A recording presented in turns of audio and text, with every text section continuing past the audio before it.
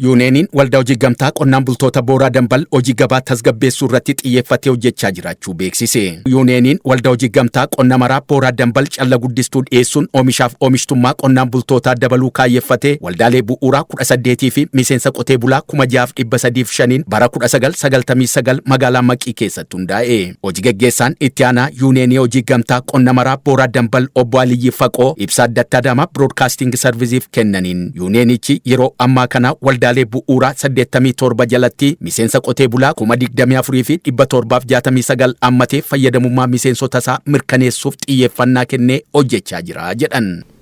Yuuneeniin tajaajila maraa qonnaan bultoota Booraa Dambal kan hundeeffame bara 1999 yoo ta'u waldaa bu'uuraa 18 hundeeffame har'a waldaa 87 irra jira.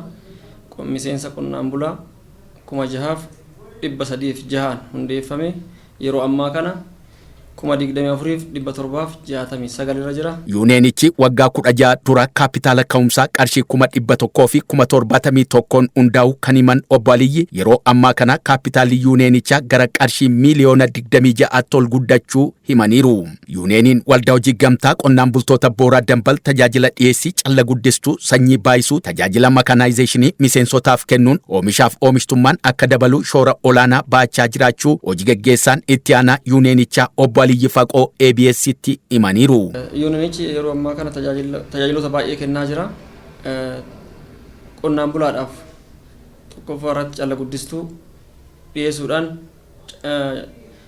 callaan qonnaan bulaa akka daran dabalu gochuu irratti Yuuneeniin keenya yeroo ammaa kana shoora olaanaa taphachaa jira. Sanyii baay'isuu qonnaan bultoonni sanyii baay'isan sanyii isaanii baay'isanii akka qonnaan bulaa naannoo kenna jiraniif sanyii gahaa akka argatu taasisuu keessattis gahee guddaa taphachaa jira. Akkasumas gaafa sanyiin baay'ifamu xaa'oo paakkeejii guutuutti xaa'oo yuuriyaa NPS paakkeejii guutuu qonnaan bulaan keenya fayyadamee callaa isaa daraan dabalee oomishaaf oomishtummaa isaa akka dabalu gochuu keessatti Yuuneeniin keenya shoora olaanaa taphachaati kan jiru. Yuuneenichi oomisha qonnaan bultootaatti sona dabaluun fayyadamummaa isaanii mirkaneessuuf warshaa daakuu tokko hundeessee daakuu qamadii qulqulluu fi sadarkaa isaa eeggatee oomishuun gabaaf dhiyeessaa jiraachuu himan. Gabaa tasgabbeessuun qaala'insa jireenyaa to'achuuf Yuuneeniin qonna maraa Booraa Dambal daakuu qamadii gatii madaalawaan gabaaf dhiyeessuu gatii oomisha qonnaan bultootaa irratti dhibbentaa 18 dabalee fudhachuu fi meeshaalee barnootaa gatii madaalawaan maatii miseensotaaf qoodaa jiraachuunis ibsameera. Dura taa'aan boordii Yuuneenichaa obbo Kaptimer Tufaa gama isaaniitiin Yuuneenichi yeroo ammaa kana gara investimentiitti ce'uun warshaa daakuu fi warshaa qindeessituu nyaata horii hundeessee hawaasa naannoo tajaajilaa jira jedhan.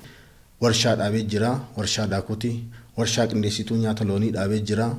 Kanaaf warshaa daakuu kana keessatti immoo hawaasa naannootii fi akkasumas gabaa biyyaalessaa keessatti dhiyeessuudhaan gatii madaalawaa ta'een daakuu qaala'insi jireenyaa kana haga ta'e to'achuudhaaf ummanni akka rakkan akka dararamne taasisaa kan jiru ta'uu isaati. Yuuneeniin waldaa hojii gamtaa Booraa Dambal dargaggoota naannoof carraa hojii uumaa jiraachuu kan himan obbo Kaptimer bu'aa qulqulluu Yuuneenichaa keessaa dhibbentaan 70 miseensotaaf qoodamaa jiraachuus ibsaniiru.